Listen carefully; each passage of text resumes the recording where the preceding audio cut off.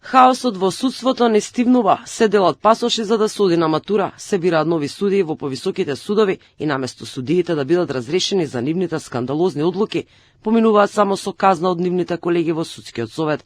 Од се досега што вида јавноста, куршум не ги бие судиите без разлика на нивната одлука и реакциите во јавноста.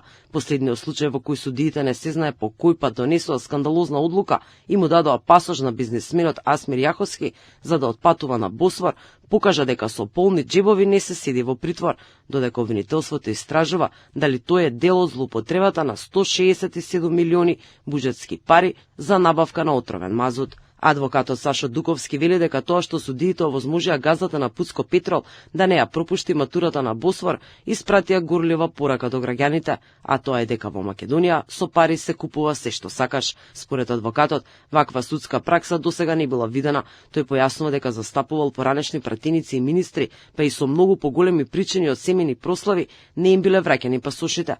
Дуковски вели дека одамна македонското судство е во колапс и никако да мртне од мртва точка. Ова воопшто не е пракса, особено во текот на истрагата, да се врати пасош за таква банална и тривиална работа како што е некаква си посета. Значи на луѓе што биле болни со карцином, па не им се давал времен пасош, а не за некаква прослава.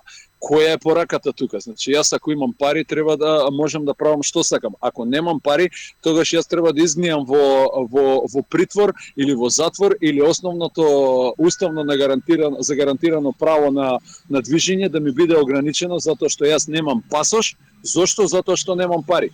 Од владеачката ВМРО ДПМН побара од надлежните да постапат, а судскиот совет да го разреши судијата што му го даде пасошот на Јаховски. Сепак, судскиот совет нема намера да истражува како и зошто му е вратен пасошот. За председателот на судски совет Александар Камбовски, аргумент е што обвинителството се согласило Јаховски да добие пасош со важност од 6 месеци. Инаку тројцата судии Ѓоко Ристовски, Тања Милевска и Лидија Зимбовска од Скопска апелација одлучија да му дозволат на Јаховски да се извади времен пасош. Вишето обвинителство дало позитивно мислење и тие прифатиле. Ова е само уште еден пример во низата скандалозни судски одлуки. Македонското судство години наназад е на колена, а довербата на граѓаните изнесува минимални 2%. Европската комисија во сите годишни извештаи забележува слабости и корупција во судскиот систем. До крајот на јуни се очекува да бидат изгласани пакетот закони за реформи на правосудниот систем, кој што го подготви Министерството за правда. Во измените на законот за судскиот совет имплементирани се забелешките на оценската мисија на ЕУ, која влеза во советот по скандалозното однесување на неговите членови.